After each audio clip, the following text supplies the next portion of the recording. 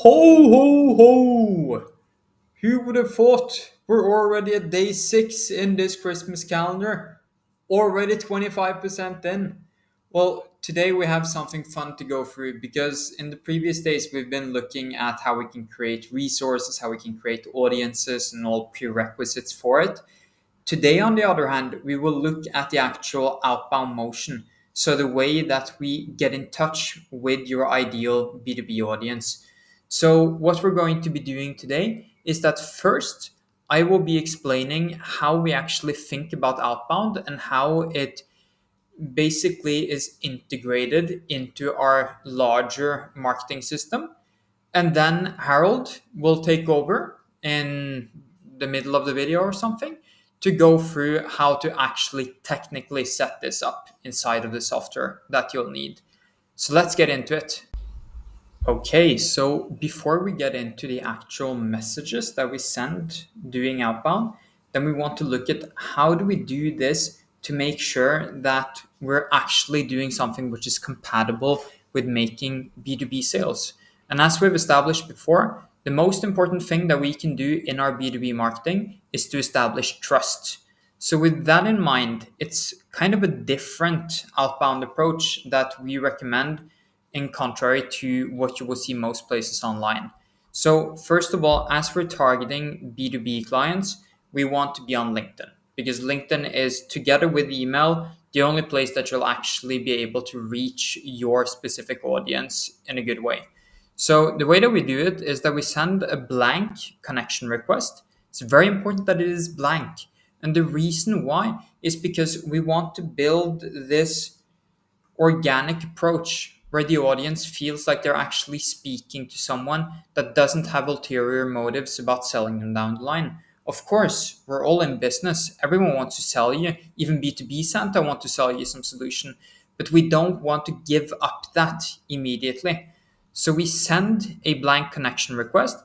And then there are two ways that you can basically take it. Number one is that you can make it with the purpose of having a conversation back and forth with that person on DMs. There is an outcome there where you can book a call immediately with the prospect, but trust is not established at this point. So it is something you can do, but it is not going to be highly efficient for your sales process. Then, with anyone that connects with us on LinkedIn, when we automate it, we then enrich these from sources or compliant sources on the internet where we can fetch their emails. And then we add their emails into our nurturing sequence, which are basically emails and ads.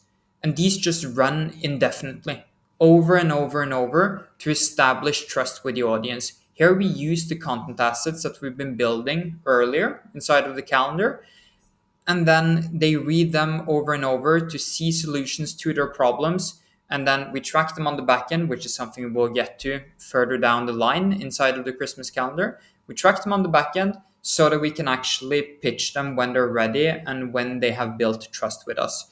We also embed different sorts of booking calendars into these nurturing touch points, which then the leads will do inbound bookings with.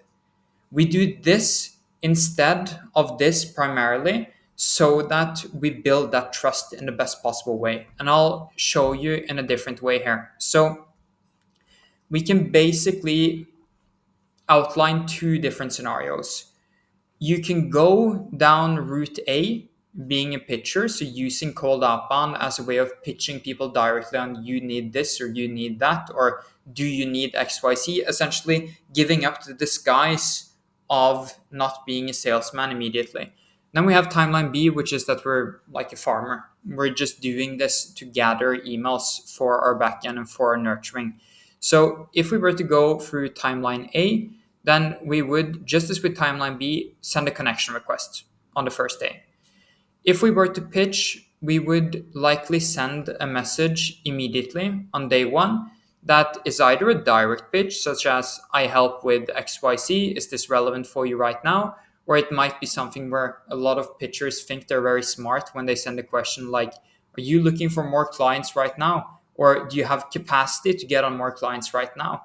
Like, these types of things are very, very easy to spot is coming from an ulterior motive to close the lead.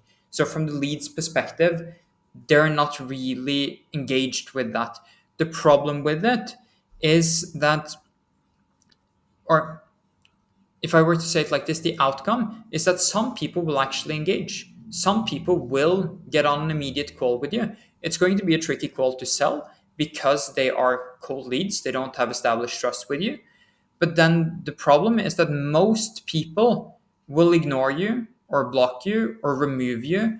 And more importantly, they will discard you as a potential service provider down the line because they didn't like your approach. They thought you were spammy. So thereby we can't add them properly into an enrichment and a nurturing workflow. In practical terms, we can do so, but it's not going to help. So here we're taking up a small percentile of the audience that we're getting on calls with, which are kind of low quality calls, but we're burning the majority of our audience. We can't nurture them anymore. Timeline B, so the other alternative, is that we send a connection request on day one, and then by day 5 or later, we send a message which is basically we call it a value drop, where we share some asset, but in a very organic way, such as I see that you're in X industry. I had a client who were dealing with this the other day. Nice to meet you. I thought you might have help in this. Something simple like that, something where you try to mimic it to be as organic as possible. That's the way you want to approach it. Because we don't expect to get any response from that. We don't expect to get them on a call after that. The only thing we want to do is to build a positive association with us, where they might say, okay, yeah, that was nice, or thanks, or something like that in the DMs. We don't care. We're not trying to get them to convert because on the back end, we're automatically nurturing them and adding them. Now we're automatically enriching them and adding them to our nurturing campaign. That's what we're doing it for. So let's look at the two different alternatives you have when it comes to what messages to send.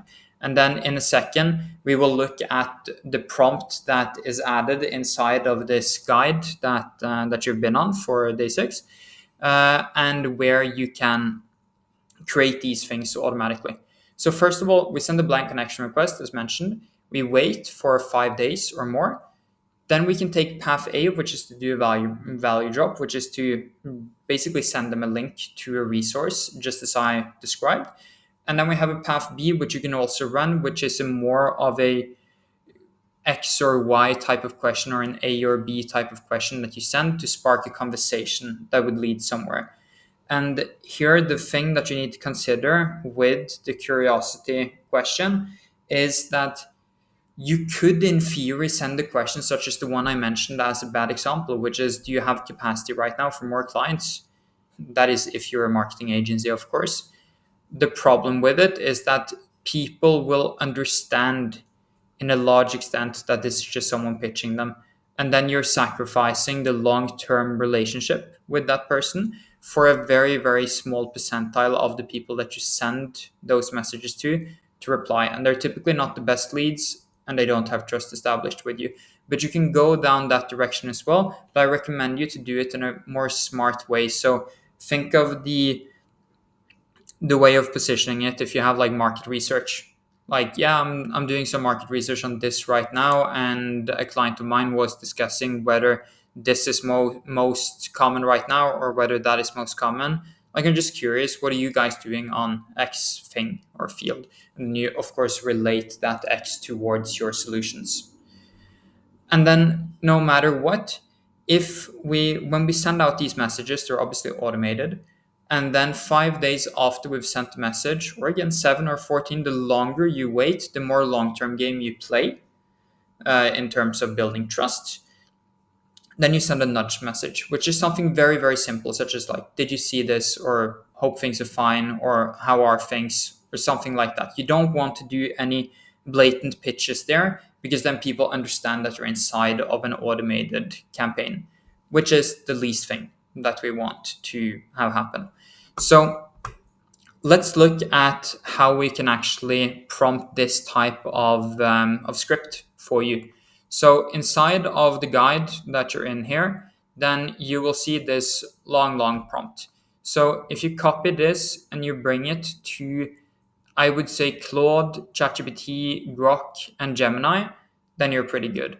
Again, you don't need to do it with all of them, but this is a very specific prompt to run, because the problem with this prompt, comparable to many of the other ones that we're going through in this Christmas calendar, is that outbound scripts need to sound superhuman and non-automated. So they're like the most human thing that we have to create throughout this whole infrastructure. That is pretty difficult to have one AI model do based on one prompt. So the thing that we do is that we copy this prompt. Of course, you would want to go in, or you wouldn't just want, you have to go in and update the ICP memo that you can see here, the offer memo, and the lead magnet in the bottom. And then you send the prompt to one language model like I've done here. So you can see here I've added in my stuff in the bottom. And then you just click copy on the prompt, you put it in Grok, you put it in Gemini, and you send it there. You want to send it to a lot of them because there are many different alternatives that you get out on the other side, and a lot of them, or most of them, are pretty bad. So you just want to send it and then click try again over and over and over until you find something that sounds human enough and organic enough. So you can see here, for example, ChatGPT is missing with what I mean, because here it says you're working with expert-led clients. That's not what we're actually doing. That we're working helping expert-led B2B businesses. So it's misconstruing some things. In Gemini, on the other hand, here you can see, so you're running a specialized firm. That's more like it. That's what we would want. But again, I might not like this, so I just redo it over and over, and then it thinks. Same thing with Grok here. I might want to regenerate. And then we do this over and over and over until we find something that we truly like. And that's what we use in the actual messages. And you would, more likely than just getting an output from one of these language models that you really like, you would get something which you find decent, and then you update it a little bit. But you see here you get an option for a value drop message, and you get an option for a curiosity question. Which one of these options you decide to go for, that's up to you, because you only want to run one at a time. So that's how to think about this, like going back to the structure here and the things to consider. Now, Harold will go through how to technically set this up for you. Ho ho ho! B2B Santa number 2 here today. So in this video, I'm gonna go through the technical setup behind the B2B Outreach Santa edition. So basically, the tool that we use to set up and build all of these outbound campaigns is GetSales. So there are plenty of outbound automation tools you can use to run an outbound campaign on LinkedIn, to connect and start conversations and generate leads with a B2B trust first type of approach. You have GetSales, which we recommend and that we use. You have HeyReach, which is another player in the market. You have Woloxy. You have Dripify. You have a lot of different tools. But there are a couple of things that we want to look for when we want to evaluate whether we want to use one tool or another tool. And the reason, before we go into the campaign, the reason why we chose GetSales is two reasons. So one is you have a very flexible campaign builder and integrations to other platforms running APIs and webhooks. So the customization options in GetSales is better than most of the others. The second reason is the proxy. So when you run an outbound campaign system or automation system, you like GetSales or HeyReach, you log into your LinkedIn profile so that the tool can use your LinkedIn profile or do activities on behalf of you.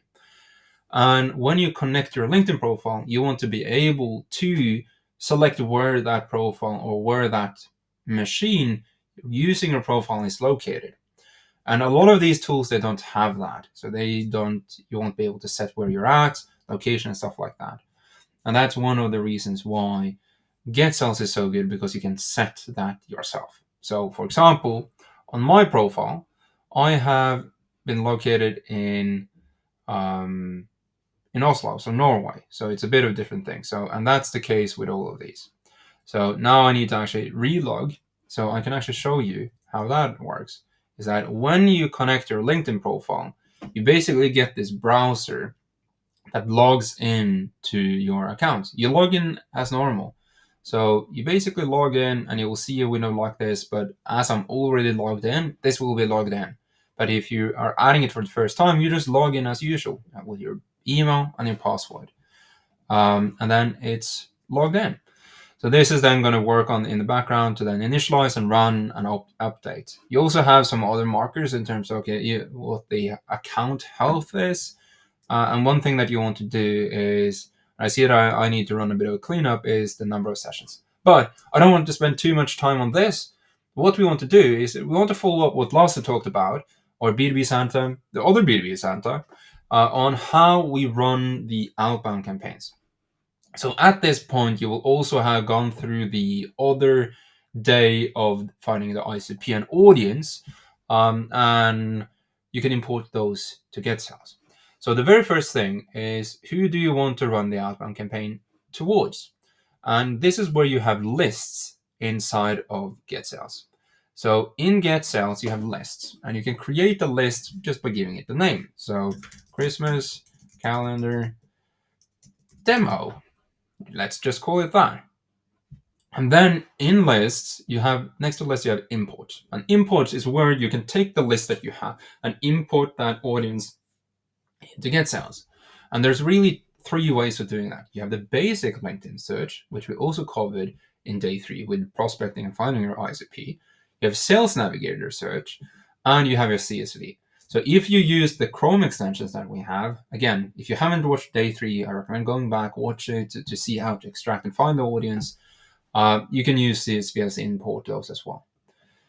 And if you, let's say, what we recommend by default is always either use a CSV that you've cleaned or use a Sales Navigator search. And a Sales Navigator search can take up to 2,500 people at a time. It's contacts. You input the link, so just a URL. You select the list. You select the profile that you want to import through. You can give all of them a tag, and you have moved to list if already saved. So if you already have those lists, people, or some of those leads in your account, you can just import them and it will update them to this list. And it will run and it will basically save. Now comes the campaigns or automations, as GetSales calls them. So when it comes to an automation, we always build manually from scratch and then we take it from there. So as Lasse showed you, there's really two ways of doing this. But the campaign structure looks the same with both one and a second. So basically the pitcher, which is a timeline A, and the framer, which is basically providing value. So asking the question and just dropping value. So the very first thing that we want to do is we want to basically check if we are connected with the prospect on LinkedIn. And we want to do this to be like 1 minute and import. So the reason why we do this is because we want to tag everyone you're connected with inside of GetSales as connected. We also want to ensure that everyone you're not connected with have an active tag of not connected inside of GetSales. So what we do is that we always start with this. So this will then automatically take those prospects and people or lists that we add to this campaign, and we will check and tag them if they're connected or not. So the next tag that we always do is that we add the tag not connected and create. And if we are connected, we are gonna, let's see, CRM action, add tag connected. So this is what we always start with, because that way we can segment your lists and all of the contacts that you have imported into GetSales. Now, what we want to do is that we want to take the left lane, so the not connected, and build that out.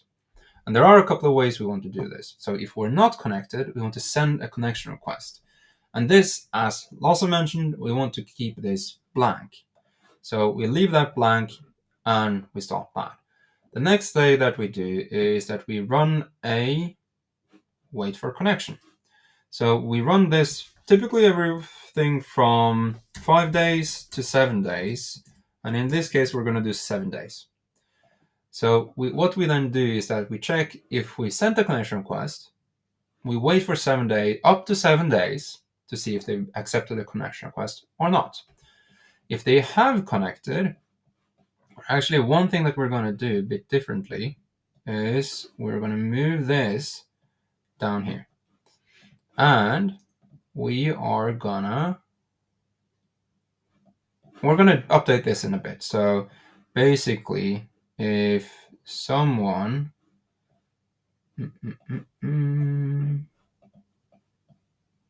so we're going to update this in a bit because we want to avoid having duplicates. So if they're connected, they're connected. If they're not connected, or actually if they're connected, we want to add the tag connected, and we want to remove the tag not connected. So this again just updates to make sure that everyone that we're connected with, they're connected and stuff like that. So actually one thing that I wanted to do, let's clean up that afterwards. So if they have not connected within the first 7 days, what we're going to do is that we're going to do a couple of things. We're going to visit their profile and we're going to like their latest post. And then we're going to run another wait for connection, and we're going to run this to be 14 days. So this way, what we're going to do is that we're going to allow it to take 3 weeks for someone to accept a connection request. And again, if they have connected, that's good. If they're not connected, what we're going to do at this point is we are gonna logic end the automation, but we're also gonna withdraw the connection request. So if they're not connected after 3 weeks, we're going to withdraw the connection request and then we're going to end the automation. And now we can clean this up a bit. So we can remove the tag down there and this one also down there. But what we can do is that we can drag these all the way down here. So this again is just housekeeping so that we don't have several flows doing the same thing. So now it means that if they're connected from the get-go, they connect from the first or the second, we add the tag connected and remove the tag not connected. So that way we have something where it's always updated. So if they're connected from the get-go, they're connected. If they're not connected from the get-go, we give them not connected, we send them a connection request, we wait for the first 7 days. If they then connect, amazing. If they're not, we're going to visit their profile, we're going to like their latest post, but we're going to basically have a time delay in between. So we're going to have a 2-minute delay between the visit profile and the like the latest post. And then we're going to wait for another 14 days. Now, this is the beginning. This is just a connecting part. The next part is basically what happens when you're connected. And this is where we add another delay. So we add a time delay, and typically we add anywhere from 1 to 5 days. We're going to do 5 days now. And then we're going to do a send a message. So send a message. And this is where you either, option A, ask your question, or you option 2, drop some value. And the reason why we wait those 5 days is because most people immediately pitch. They immediately go into the sell, and we want to avoid that. There are obviously different ways of doing this, and the ultimate recommendation would be to test different things. Hence why what we often do is that we run an A/B test. So an A/B test is where you basically can add in one and another message in here. So option 2, drop some value. So what I'm going to do is I'm just going to update this for the sake of the illustration and just show you how you can do it. So you can then test 1 or 2 different messages, or you can just keep it simple and run with 1. And if you want to toggle it off, you can just do that later. Now, you sent the first message, and what we want to do is that we want to basically check if they have responded to that message. So we're gonna do that.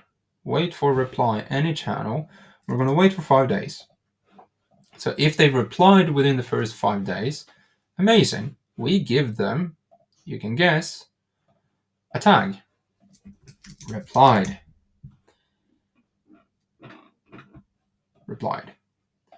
So if they replied, amazing. We want to segment them and say, okay, this individual has replied. If they've not replied, we add the tag, as you can guess, no reply.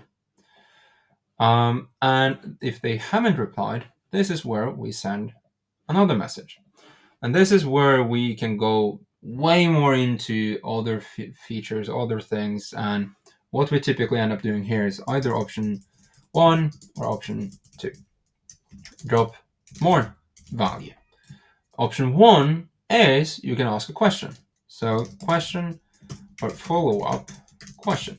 So one thing that I wanted to mark out on the follow-up question, so the option 1 is if you share a resource in the first message, you can ask a question about that resource.